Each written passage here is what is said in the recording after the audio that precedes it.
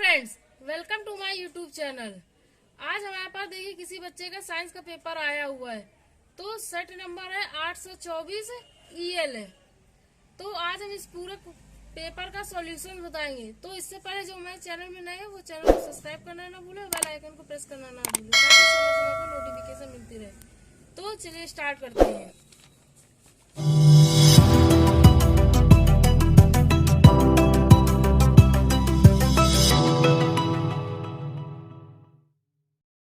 तो देखिए इसे पूरा क्वेश्चन वगैरह ये दिया है, कैसे प्रश्न पत्र हल करते हैं। 2 खंडों में विभक्त है, आ और बा में, और 3 खंडों में विभक्त है। इसके बाद आ में ये हो गया, भी ऑब्जेक्टिव क्वेश्चन वगैरह ये पूरा मतलब पढ़ने के लिए दिया पेपर।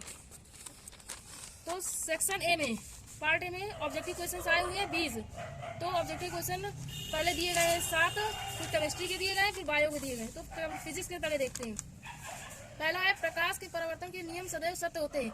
ऑप्शन ए में दिया है केवल अवतल दर्पण के लिए, केवल उत्तल दर्पण के लिए, केवल समतल दर्पण के लिए, इनमें से सभी। तो ये ऑप्शन डी इज करेक्ट, इनमें सभी। सेकंड नंबर है किसी वस्तु का आवर्धित काल्पनिक प्रतिबिंब बन सकता है। ए में दिया उत्तल लेंस द्वारा, उत्तल दर्पण द्वारा, सी में दिया अवतल दर्पण द्वारा, या ए और सी दोनों। तो ऑप्शन डी इज करेक्ट, ए और सी दोनों। थर्ड नंबर आई अत्यधिक उच्च प्रतिरोध वाला पदार्थ कहलाता है। ऑप्शन ए में दिया चालक, बी में दिया अर्धचालक, सी में दिया अतिचालक, डी में दिया विद्युत रोधी। तो आंसर डी इज करेक्ट, विद्युत रोधी। फोर्थ नंबर में आई विद्युत शक्ति की इकाई है। ऑप्शन ए में दिया वोल्ट, बी में दिया वॉट, सी में दिया जूल, डी में कूलाम। तो इसका बी नंबर करेक्ट आंसर है वॉट। फिफ्थ में आइए किसी विद्युत केतली में प्रभावित धारा 3 गुनी कर देने पर केतली में उत्पन्न उष्मा की मात्रा हो जाएगी। ऑप्शन ए में दिया 4 गुनी, बी में दिया 3 गुनी, सी में दिया 9 गुनी, डी में दिया 12 गुनी। तो ऑप्शन सी करेक्ट होगा, 9 गुनी। 6 में आइए एक व्यक्ति दूर स्थित वस्तु को स्पष्ट रूप से देखने में असमर्थ है, उसके नेत्र में कौन सा दोष होगा। ऑप्शन ए में दिया दीर्घ दृष्टि दोष, बी में दिया निकट दृष्टि दोष, सी में दिया जरा दूरदृष्टिता, डी में दिया इनमें से सभी। तो बी करेक्ट होगा, निकट दृष्टि दोष। 7 नंबर आइए एक अवतल दर्पण किसी वस्तु का वास्तविक उल्टा और अत्यधिक छोटा प्रतिबिंब बनाता है।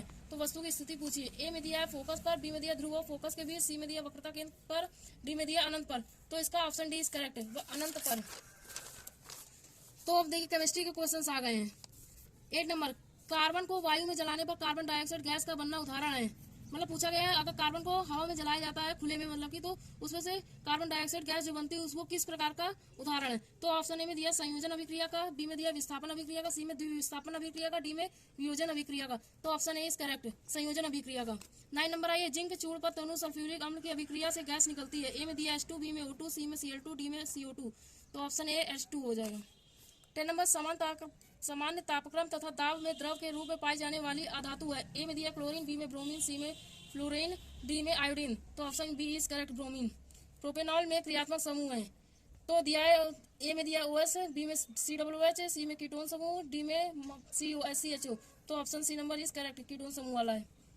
12 नंबर आइए कॉलम ए में दिए गए यौगिकों का सुमेलन कॉलम बी में दिए गए उनके उदाहरण से कीजिए। तो एल्डिहाइड दिया है, एल्डिहाइड के इधर सूत्र वगैरह लिखे हैं। तो इधर एल्केन का लिया, कार्बोक्सिलिक एसिड का दिया है, एलो एल्केन का दिया है। तो इसमें मतलब दे दिया गया, यहाँ ऑप्शन दे दिए गए। तो अगर आप लोगों को पता होगा एल्डिहाइड का सूत्र कौन सा होता है तो आप लोग लगा लेंगे। तो एल्डिहाइड का बी नंबर हो गया, और एल्केन का हो गया डी नंबर हो गया, सी नंबर का ये हो गया, डी का ये हो गया। तो इसमें से मैच कर लीजिए अपने हिसाब से। तो इसका ऑप्शन डी इज करेक्ट हो जाएगा।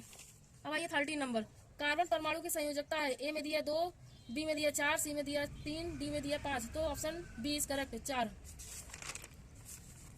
इसके बाद आइए बायो के क्वेश्चन स्टार्ट हो गए। वह जैव प्रक्रम जिसके द्वारा हानिकारक पदार्थों का निष्कासन शरीर से होता है। ऑप्शन ए में दिया जनन, बी में उत्सर्जन, सी में पाचन, डी में परिसंचरण। तो इसका बी करेक्ट हो जाएगा, उत्सर्जन। 15 नंबर प्रकाश संश्लेषण के दौरान निम्न में से कौन सी एक क्रिया नहीं होती है। ए में दिया क्लोरोफिल द्वारा प्रकाश ऊर्जा को अवशोषित करना, बी में प्रकाश ऊर्जा को रासायनिक ऊर्जा में परिवर्तित करना, सी में कार्बन डाइऑक्साइड का कार्बोहाइड्रेट में अपचयन, डी में ग्लूकोज का पायरुविक अम्ल में विखंडन। तो इसका option number D is correct. 60 number आई प्राकृतिक वर्ण या चयन द्वारा जैव विकास का सिद्धांत किसने प्रतिपादित किया था। ऑप्शन ए में चार्ल्स डार्विन, बी में लैमार्क ने, सी में ग्रेगर जॉन मेंडल ने, डी में ह्यूगो डीविज ने। तो option A is correct, Charles Darwin ने। तो आप लोग हमें कमेंट करके बताइएगा कि आप लोगों के कितने आंसर सही हैं, ठीक है। उसके बाद आई 17 नंबर में मेंडल ने अपने प्रयोग में किस पौधे में किया था। ऑप्शन ए में सरसों, बी में साइकस, सी में अरहर, डी में मटर। तो ऑप्शन डी इज करेक्ट, मटर। निम्न में से किस पौधे में पुष्प एक लिंगी होते हैं। ऑप्शन ए में दिया पपीता, बी में गुड़हल, सी में सरसों, डी में मटर। तो ऑप्शन मेरे हिसाब से इसका ए होगा, बहुत से लोगों ने डी भी लगाया है, कंफ्यूजिंग है। तो आप लोगों को कमेंट करके बताइएगा इसका आंसर कौन सा होगा। मादा जनन तंत्र के किस भाग में प्रॉपर्टी स्थापित किया जाता है। ए में दिया अंडाशय, बी में अंडवाहिनी, सी में गर्भाशय, डी में योनि। तो मेरे हिसाब से इसका ए बी नंबर होगा, अंडवाहिनी। तो आप लोग एक बार मैच कर लीजिए, वो गर्भाशय भी लग रहा है मेरे हिसाब से। तो 20 नंबर आइए, किण्वन के बारे में निम्न में से कौन सा कथन सत्य नहीं है। इनमें पूछा कि कौन सा ऑप्शन सही नहीं है, वो टिक लगाना है। तो ऑप्शन ए में दिया है यह ऑक्सीजन की अनुपस्थिति में होता है, यह प्रक्रम समानता यीस्ट में होता है। सी में दिया इस क्रिया में पायरुवेट या पायरुवी अम्ल CO2 व इथेनॉल में परिवर्तित होता है। डी में दिया है यह क्रिया माइटोकॉन्ड्रिया में संपन्न होती है। तो ऑप्शन डी इज करेक्ट, यह क्रिया माइटोकॉन्ड्रिया में संपन्न होती है। तो सेक्शन बी दिया है, अब क्वेश्चन आंसर आ गए हैं। तो पहला दिया अवतल दर्पण के किन्हीं दो उपयोगों को लिखिए। अवतल दर्पण से प्रतिबिंब बनाने के किरण आरेख खींचिए, जबकि ए अनंत एवं वक्रता केंद्र के बीच है। बी दिया है फोकस एवं दर्पण के ध्रुव के बीच। तो इसका पहला पार्ट का दिखा रहे आंसर। अवतल दर्पण के किन्हीं दो उपाय पूछा है, उपयोग पूछा वो। तो इसका आंसर ये देखिए दिया हुआ है, अवतल दर्पण के दो उपयोग। पहला दिया है अधिक फोकस दूरी तथा बड़े द्वारक का अवतल दर्पण हजामत बनाने के काम आता है। सेकंड दिया है छोटे द्वारक के अवतल दर्पण द्वारा प्रकाश किरणों को परिवर्तित करके डॉक्टर आंख, नाक, कान व गले का निरीक्षण करते हैं। तो ये दो उपयोग मैंने आप लोगों को बता दिए। इसके बाद क्वेश्चन इसी में दिया है, पूछा गया है अनंत और वक्रता केंद्र के बीच और फोकस एंड दर्पण ध्रुव के बीच। तो आप लोग को इसको डायग्राम बनाना पड़ेगा, तब उसको आप लोग को शो करना पड़ेगा। तो ये फर्स्ट नंबर हो गया। सेकंड नंबर है अपवर्तन के क्या नियम है। तो इसका आंसर देखिए ये है, अपवर्तन के नियम पूछा। तो अपवर्तन के मुख्य दो नियम होते हैं। पहला है आपतित किरण, अपवर्तित किरण तथा आपतन बिंदु पर अभिलंब तीनों एक ही तल पर होते हैं। सेकंड नंबर है किन्हीं दो माध्यमों के लिए तथा किसी रंग के प्रकाश के लिए आपतन कोण की ज्या तथा अपवर्तन कोण की ज्या का अनुपात एक नियतांक होता है। इसे स्नेल का नियम भी कहते हैं। तो सूत्र लिख दीजिएगा sin i upon sin r बराबर कांस्टेंट 1n2। तो इसमें यदि किरण वायु से कांच में जा रही है तो sin i upon sin r बराबर ANG, जहाँ I होता है आपतन कोण, R होता है अपवर्तन कोण। इतना ही पूछा था, आप लोगों ने लिख दिया, बाकी इसके आगे कुछ नहीं लिखना आप लोग को। तो ये क्वेश्चन हो गया। इसके बाद दिया है 3 सेंटीमीटर वस्तु की उत्तल लेंस के मुख एक्सिस के लंबवत रखी है। लेंस की फोकस दूरी दी है F दिया है 30 सेंटीमीटर, लेंस की वस्तु की दूरी 10 सेंटीमीटर। तो ये भी दिया है। तो प्रतिबिंब की स्थिति, आकार एवं प्रकृति ज्ञात करनी है। तो क्या हम इस प्रतिबिंब को पर्दे पर देख सकते हैं। तो इसका ये देखिए आंसर है। एफ हमने बताया था, देखिए 30 दिया है, वी यू दिया -10, वी वर्ग निकालना। तो इसमें 1/f बराबर 1/v प्लस 1/u। तो एफ 1/30 रख दिया, वी निकालना था प्लस 1/10। तो 1/30 प्लस बराबर 1/v माइनस 1/10। तो वी इधर ले आए, फिर इसको एलसीएम लेके सॉल्व करा तो वी आ गया 30/4। तो इसके बाद v/u लगा दिया, v/u बराबर i/o। तो इसके बाद 30/4/10 करके i/3। इस तरह से पूरा सॉल्यूशन यहाँ तक ले आए 1/। तो ओ ये 0 नहीं है, ये ओ है, ऑब्जेक्ट माना जाता है। तो ओ निकल आया 4। इसमें ऑब्जेक्ट पूछा था ना, तो मैंने आप लोग को बता दिया। इसके बाद आया थर्ड नंबर, ओम का नियम लिखिए। तो इसका आंसर ये देखिए दिया, ओम का नियम पूछा है। तो इसमें देखिए ओम का नियम, तो यदि किसी चालक की भौतिक अवस्था है, जैसे लंबाई, परिच्छेद का क्षेत्रफल, चालक के पदार्थ अपवर्तित रहे, तो चालक में बहने वाली धारा यानी आई चालक के सिरों के विभवांतर v के अनुक्रमानुपाती होती है। तो इसके बाद नेक्स्ट लाइन लिखेंगे, यदि किसी चालक के सिरों पर लगा विभवांतर v तथा उसमें बहने वाली धारा आई है तो v प्रोपोर्शनल आई, तो v/i बराबर नियतांक होता है। तो ये पूरा ओम का नियम हो गया। इतना ही लिखना था आप लोग को।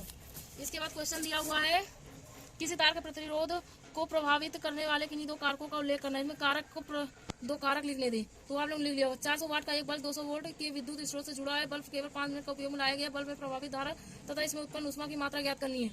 तो देखिए इसमें वाट दिया है, पी दिया है, पी बराबर 400 वाट, तो वी दिया है 200 वोल्ट, तो इसमें टी दिया है 5 मिनट। तो इसमें आई निकालना है, तो आप लोगों ने निकाल लिया होगा सॉल्यूशन करके। इसके बाद आइए फोर्थ नंबर, चुंबकीय क्षेत्र रेखाओं के किन्हीं दो गुणों का उल्लेख कीजिए। किसी सीधे धारावाही तार के कारण उत्पन्न चुंबकीय क्षेत्र की दिशा ज्ञात करने के लिए मैक्सवेल के कॉर्कस्क्रू नियम को परिभाषित कीजिए। किसी ऊर्ध्वाधर धारावाही चालक के कारण उत्पन्न चुंबकीय क्षेत्र रेखाओं को दर्शाइए। किसी पदक क्षेत्र में एक समान चुंबकीय क्षेत्र को प्रदर्शित कीजिए। इसमें देखिए 3-4 क्वेश्चन पूछे गए एक साथ। तो पहले हम इसका बता रहे चुंबकीय क्षेत्र रेखाओं के किन्हीं दो गुण पूछे गए हैं। तो देखिए इसका चुंबकीय बल रेखाओं के दो गुण निम्नलिखित है। 2 गुण पूछे तो मैंने दो गुण बताए। पहला चुंबकीय बल रेखाएं सदैव चुंबक में उत्तरी ध्रुव से निकलती है तथा वक्र बनाती हुई दक्षिणी ध्रुव में प्रवेश करती है। पहला पॉइंट ये हो गया। दूसरा है चुंबकीय बल रेखाएं कभी एक दूसरे को नहीं काटती है। ये 2 पॉइंट हो गए आप लोग के। किसी सीधे धारावाही तार के कारण उत्पन्न चुंबकीय क्षेत्र, ये मैक्सवेल का नियम पूछा गया है, तो आप लोगों ने लिख लिया होगा, ये थ्योरी वाला था। किसी ऊर्ध्वाधर तार में उत्पन्न चुंबकीय क्षेत्र बल रेखाएं दर्शानी, तो उसमें आप लोग को दर्शाना पड़ेगा, तो वो भी हो गया होगा आप लोग से। इसके बाद आइए विद्युत चुंबकीय प्रेरण का अर्थ समझाइए। तो इसका आंसर देखिए ये है, विद्युत चुंबकीय प्रेरण किसे कहते हैं, पूछा अर्थ पूछा था। तो विद्युत चुंबकीय प्रेरण तो ये है कारण विद्युत वाहक बल के प्रेरित होने की घटना को विद्युत चुंबकीय प्रेरण कहते हैं। मतलब चुंबकीय फ्लक्स जो परिवर्तन के कारण होता है वो विद्युत वाहक बल को प्रेरित करने की घटना को विद्युत चुंबकीय प्रेरण कहते हैं। तो ये पूरा आंसर हो गया इसका। इसके बाद आइए, किसी विद्युत जनित्र द्वारा विद्युत उत्पादन में किस प्रकार की ऊर्जा का उपयोग होता है। तो इसमें लिखेंगे यांत्रिक ऊर्जा का उपयोग होता है। डायरेक्ट आंसर ना लिखिए, पूरा लिखिएगा। यांत्रिक ऊर्जा विद्युत जनित्र द्वारा विद्युत ऊर्जा का प्रयोग होता है, या ऐसे लिख दीजिए, विद्युत जनित्र द्वारा विद्युत उत्पादन में यांत्रिक ऊर्जा का उपयोग होता है।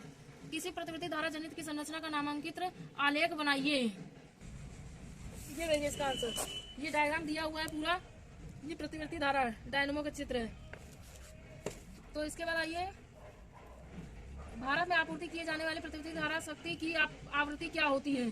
तो भारत में आपूर्ति किए जाने वाले प्रतिवर्ती धारा शक्ति की आवृत्ति 50 हर्ट्ज होती है। क्या कीजिएगा, 50 हर्ट्ज लिख दीजिएगा। इसका आंसर किसी ने नहीं बताया हो, मैंने आप लोगों को बता दिया इसका आंसर, तो मैच कर लीजिए अपना अपना। इसके बाद आइए 5th नंबर, निम्नलिखित समीकरणों को संतुलित करना है। तो ये समीकरण दिया, इसको संतुलित करना था, ये सब है। तो इसके बाद ये आप लोगों ने कर लिया होगा, ये बैलेंसिंग वाला था, तो आप लोग मैच अपना मिला लीजिएगा। 6 नंबर है, निम्नलिखित यौगिकों का आईयूपीएसी नाम। तो पहले का ये पूछ दिया है, तो मेरे हिसाब से इसका मेथिल एसिटिलीन होगा।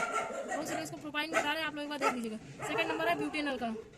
अब इसके बाद है, निम्नलिखित तत्वों की परमाणु संख्या का संयोजकता लिखनी है। पहला दिया नाइट्रोजन, नाइट्रोजन की परमाणु संख्या 7 होती है, संयोजकता उसकी 3 होती है। 2nd नंबर है मैग्नीशियम, परमाणु संख्या 12 होती है, इसकी संयोजकता 2 होती है। तो आप लोग एक बार मैच कर लीजिएगा। 6 नंबर हो गया। इसके बाद आइए 7 नंबर पर, निम्नलिखित पर टिप्पणी लिखनी है। तो ए नंबर दिया है संतृप्त एवं असंतृप्त हाइड्रोकार्बन। तो इसका आंसर आप लोग को दिखाते हैं। ये संतृप्त और असंतृप्त पूछा था, तो इसका आंसर देखिए हम दिखाते हैं आप लोग को। तो पहला देखिए संतृप्त हाइड्रोकार्बन, वे हाइड्रोकार्बन जिनमें विद्यमान कार्बन परमाणुओं की चारों संयोजकताएं, यानी कार्बन परमाणुओं की चारों संयोजकताएं और हाइड्रोजन या कार्बन व हाइड्रोजन परमाणु द्वारा पूर्ण संतुष्ट होती है, उसे संतृप्त हाइड्रोकार्बन कहते हैं। ये मध्य एकल बंध द्वारा उपस्थित होता है। तो ये एक एग्जांपल दे दीजिएगा, CH4 या प्रोपेन का दे दीजिएगा। ये आपने जो भी दिया वो भी सही होगा। उसके दिया संतृप्त हाइड्रोकार्बन, वे हाइड्रोकार्बन जिनमें विद्यमान कार्बन परमाणु की चारों संयोजकताएं हाइड्रोजन या कार्बन व हाइड्रोजन परमाणु या पूर्णतः संतुष्ट नहीं होती है, उन्हें असंतृप्त हाइड्रोकार्बन कहते हैं। इनमें कार्बन कार्बन के मध्य द्विक अथवा त्रिक संयोजन बंध बनता है, यानी डबल बॉन्ड और ट्रिपल बॉन्ड बनता है। तो देखिए एथिलीन का सूत्र दिया हुआ है, यहाँ एसिटिलीन का सूत्र दिया हुआ है। तो जो नहीं यही लिखा हुआ आप लोग ने, कुछ भी लिख सकते हैं एग्जाम्पल में। इसके बाद आइए दूसरा क्वेश्चन में दिखाते हैं। इसके बाद दिया है संक्षारण। तो संक्षारण का आंसर हम आप लोग को दिखा रहे हैं। ये देखिए संक्षारण नंबर, जब कोई धातु अपने आसपास अम्ल आर्द्रता आदि के संपर्क में आती है तब उनका क्षरण होने लगता है, यानी नष्ट होने लगती है, और इस प्रक्रिया को संक्षारण कहते हैं। उदाहरण दिया, जो लोहे पर जंग लगना, लोहे पर लिखा हुआ बरसात में रखे उसमें जंग पड़ने लगती है। तो इसका आंसर हो गया। इसके बाद आइए C नंबर, अवक्षेपण क्रिया। इसका आंसर ये दिया हुआ है 7 नंबर पर, ये देखिए अवक्षेपण अभिक्रिया। तो इसका दिया है अवक्षेपण अभिक्रिया, वह अभिक्रिया जिसमें 2 यौगिकों के मिश्रित होने पर अवक्षेप यानी जल में घुलते नहीं उत्पन्न होता है, अवक्षेप उत्पन्न होता है, उसे अवक्षेपण अभिक्रिया कहते हैं। तो एग्जांपल में जो नहीं यही आपने दिया हो, हमने आपको एक फॉर्मेट के रूप में दिखा दिया है। प्लास्टर ऑफ पेरिस के गुण तथा 2 उपयोग पूछा है, तो इसका आंसर हम दिखा रहे हैं आप लोगों को। ये देखिए गुण दिया हुआ, यह सफेद रंग का चूर्ण होता है, यह जल के साथ घुलता है और जिप्सम बनाता है। जो नहीं आप लोगों ने बिल्कुल सेम लिखा हो, आप लोग कोई भी गुण लिख सकते थे, मैंने आपको फॉर्मेट दिखाया। इसके बाद पूछा है इसके 2 उपयोग लिखे, 2 उपयोग भी पूछा है। तो ये देखिए मैंने यहाँ कितने सारे आप लोग, अस्पतालों में टूटी हड्डी को जोड़ने के लिए प्लास्टर चढ़ाने के काम आता है। प्लास्टर ऑफ पेरिस से खिलौने तथा मूर्तियां बनाई जाती है, चौक बनाने के काम आती है, कागज के कारखानों में यूज होता है, दांतों के फर्मों बनाने के काम आता है। तो इनमें से आप लोगों ने जो नहीं यही लिखा हो, मैंने आप लोगों को फॉर्मेट दिखा दिया है। इसके बाद आइए 7 नंबर हो गए। 8 नंबर बायो सेक्शन में आ जाइए। पोषण किसे कहते हैं? स्वपोषी पोषण व परपोषी पोषण का उपयुक्त उदाहरण सहित वर्णन कीजिए। तो ये रहा इसका आंसर, देखिए पोषण वे समस्त क्रियाएं जिनकी सहायता से जीवधारी भोज पदार्थों को ग्रहण करके कोशिकाओं में उपयोग हेतु बनाता है, उसे पोषण कहते हैं। इसके अंतर्गत भोजन का अंतर्ग्रहण, पाचन, अवशोषण, स्वांगीकरण तथा बहिक्षेपण आदि क्रियाएं आती है।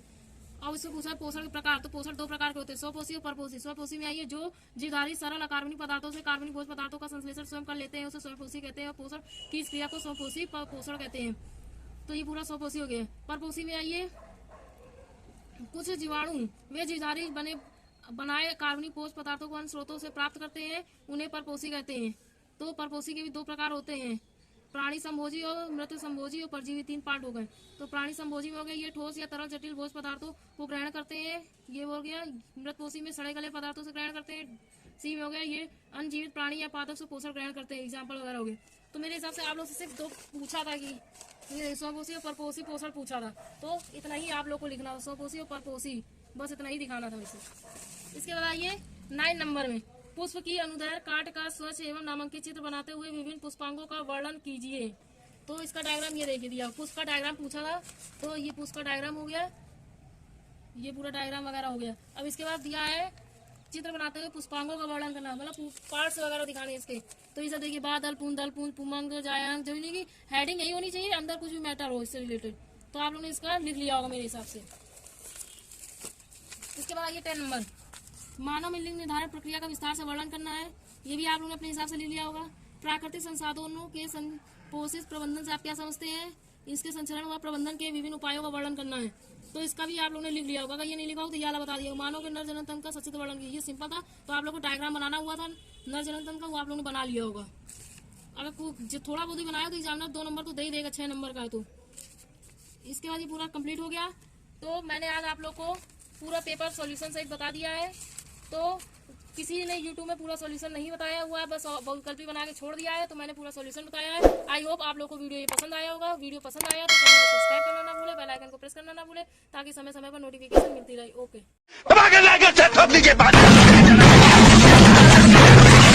पूरा साल मेहनत करता हूँ आपके लिए बेटा, ऐसा नहीं चलेगा।